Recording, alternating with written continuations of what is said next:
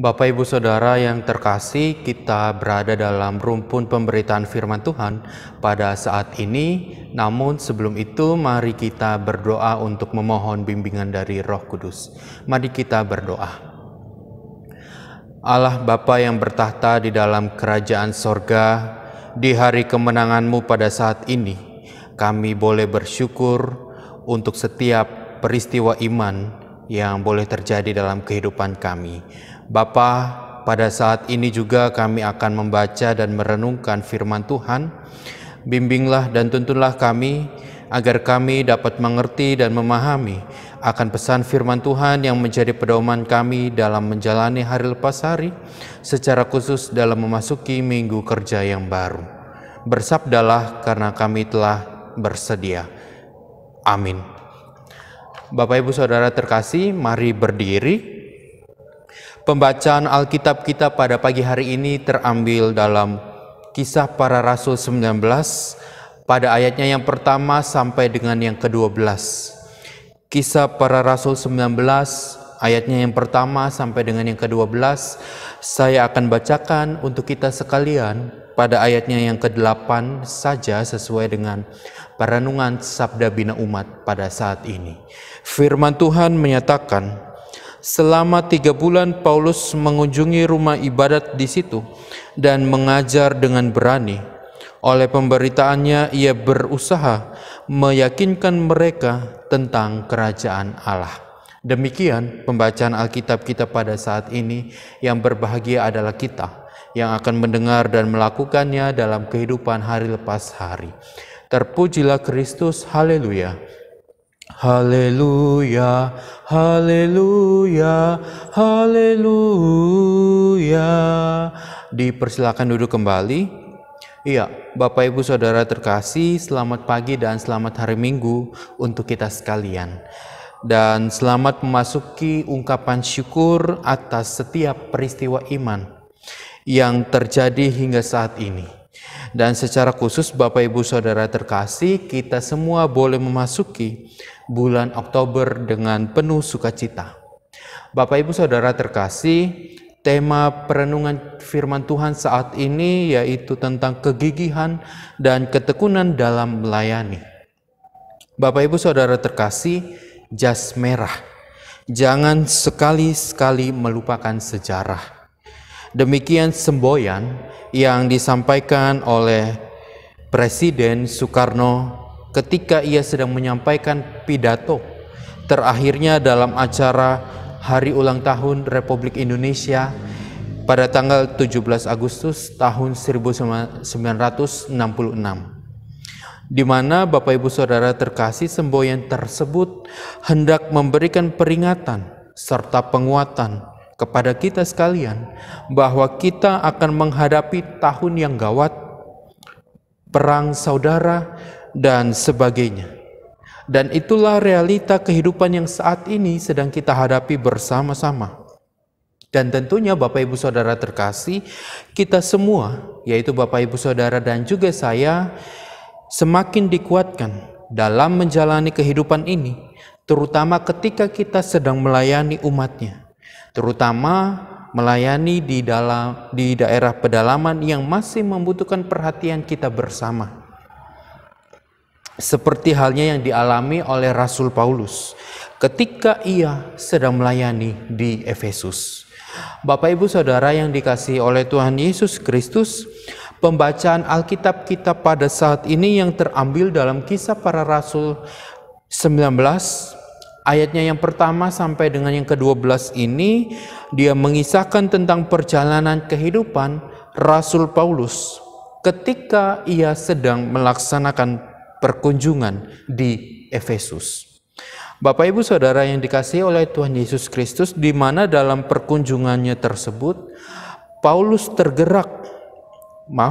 terus bergerak memasuki daerah pedalaman untuk melaksanakan misinya, yaitu memperkenalkan Yesus Kristus dan kerajaan Allah. Dan benar saja Bapak Ibu Saudara terkasih, ketika Paulus ini datang di Efesus, Paulus bertemu dengan orang-orang yang belum 100% beragama Kristen. Mengapa demikian Bapak Ibu Saudara terkasih? Karena ke-12 orang yang dijumpai oleh Paulus ini baru menerima baptisan Yohanes. Mendengar hal demikian Bapak Ibu Saudara yang dikasihi oleh Tuhan Yesus Kristus, Paulus memberikan kembali pengajaran mengenai baptisan Yohanes, bahwa baptisan Yohanes ini masih belum cukup, sebab manusia ini perlu mengenal bahwa Tuhan Yesus Kristus, dan menerima Roh Kudus. Semua orang memang melakukan pertobatan untuk mengakui kesalahan yang telah diperbuatnya. Namun tidak berhenti begitu saja Bapak Ibu Saudara yang dikasihi oleh Tuhan Yesus Kristus, melainkan kita semua, yaitu Bapak Ibu Saudara dan juga saya, harus menerima Roh Kudus untuk tinggal dan menetap dalam kehidupan kita, dalam kehidupan Bapak Ibu Saudara dan juga saya, sebagai anugerah bagi kita. Bapak Ibu Saudara yang terkasih, karena tanpa pengenalan tentang Yesus Kristus dan menerima Roh Kudus, maka berbagai usaha yang dilakukan oleh manusia itu akan sia-sia.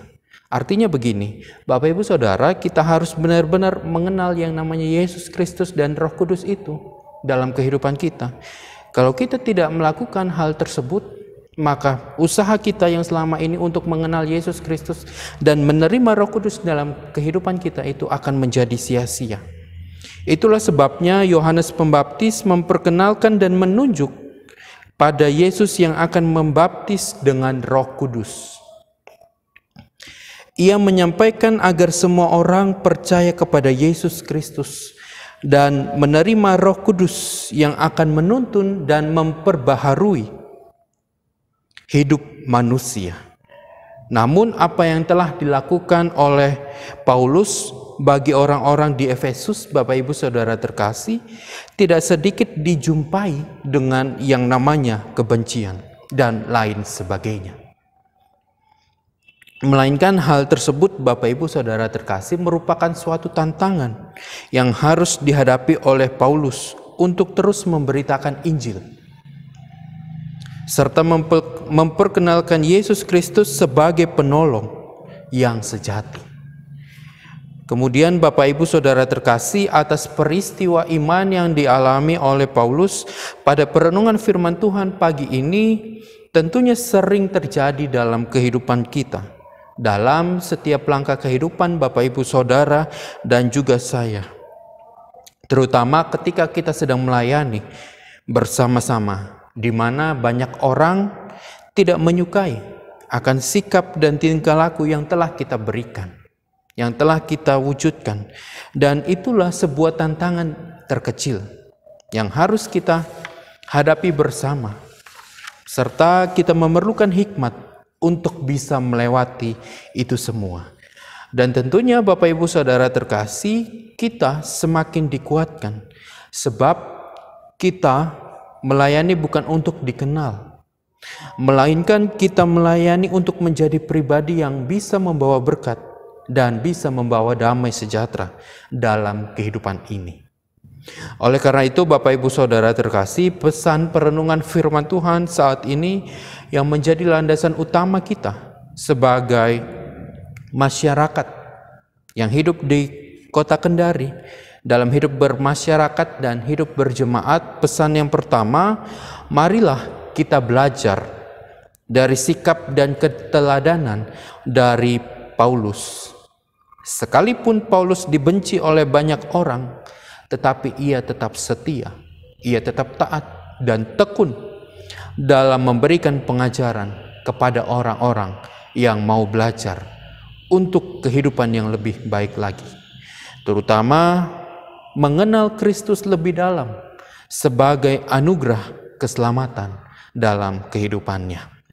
Oleh karena itu, mari kita bersama-sama merenungkan apa yang Paulus ajarkan kepada kita sekalian. Dan perenungan juga bagi kita, apakah kita sudah setia, sudah taat dan tekun dalam kehidupan ini, ketika kita menerima pengampunan dosa, ketika kita menerima pemulihan dari Kristus. Kemudian pesan yang terakhir, Bapak Ibu Saudara terkasih, gelombang pada perjalanan berpelayanan seperti kebencian misalnya tidak bisa kita pungkiri dalam kehidupan ini. Dan yang terpenting ketika kita melayani ialah tetap rendah hati dan mau mengalah serta fokus kepada Kristus yang adalah sumber pelayanan itu sendiri. Selamat mengajarkan tentang kesetiaan, ketaatan, dan ketekunan dalam kehidupan ini. Selamat memasuki minggu kerja yang baru dengan berbagai rintangan dan tantangan yang tidak kita ketahui. Tuhan Yesus memberkati kita. Amin. Bapak Ibu Saudara terkasih, kita masuk dalam doa syafaat. Mari kita berdoa. Kami bersyukur ya Bapa, karena kami boleh merenungkan, kami boleh mendengarkan firman Tuhan yang diajarkan melalui Paulus. Kami diajarkan untuk tetap setia, untuk tetap taat dan tekun ketika kami sedang mengambil bagian dalam berpelayanan, baik dalam pelayanan di jemaat maupun di masyarakat. Sekalipun ada begitu banyak rintangan dan tantangan, sekalipun ada duri yang sering menempel dalam kehidupan kami, tetapi kami yakin dan percaya kami boleh menjadi berkat, kami boleh membawa damai sejahtera dalam kehidupan kami hari lepas hari, secara khusus persekutuan yang telah Engkau bangun hingga pada saat ini. Bapa, terima kasih untuk 1 minggu berjalan yang boleh kami lalui. Kami boleh menikmati anugerah keselamatan, kami boleh menikmati pemulihan dalam kehidupan kami. Kami boleh menceritakan akan peristiwa iman kepada anak-anak kami, kepada cucu-cucu kami sebagai generasi penerus bangsa dan generasi penerus gereja itu sendiri. Dan kami boleh bersyukur karena Engkau telah menghantarkan kami di hari kemenangan-Mu pada saat ini. Kami boleh membawa sukacita kami boleh membawa ungkapan syukur kami atas setiap peristiwa iman yang boleh terjadi dalam kehidupan kami. Bapa, hantarkanlah kami untuk memasuki minggu kerja yang baru. Ada begitu banyak rintangan, ada begitu banyak tantangan, dan duka cita maupun sukacita yang boleh kami alami bersama di minggu kerja yang baru ini.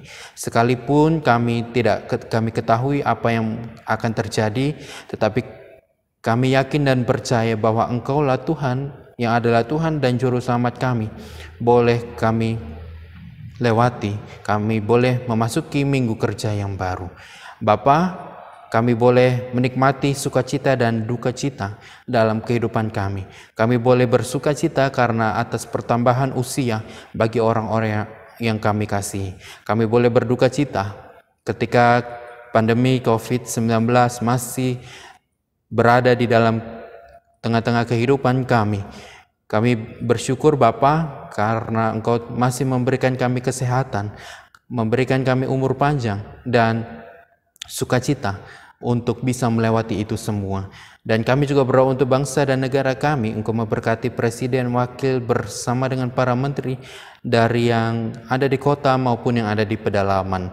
Terutama di tengah pandemi COVID-19 ini, kami masih melaksanakan tugas dan tanggung jawab kami, baik secara tatap muka maupun secara online. Kami juga berdoa untuk tim gugus tugas COVID-19 dan juga tim medis yang boleh dengan setia memberikan dirinya untuk memberikan pelayanan kepada mereka yang terkonfirmasi COVID-19.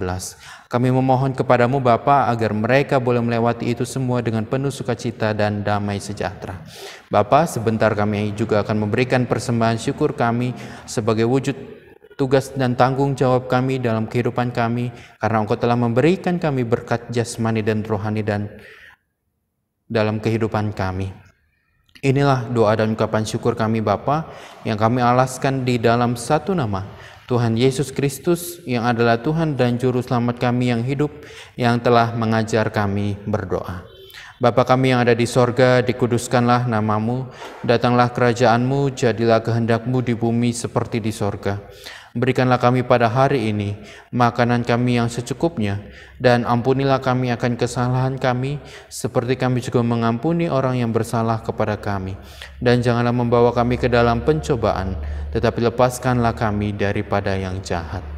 Karena Engkaulah yang empunya kerajaan dan kuasa dan kemuliaan sampai selama-lamanya. Amin.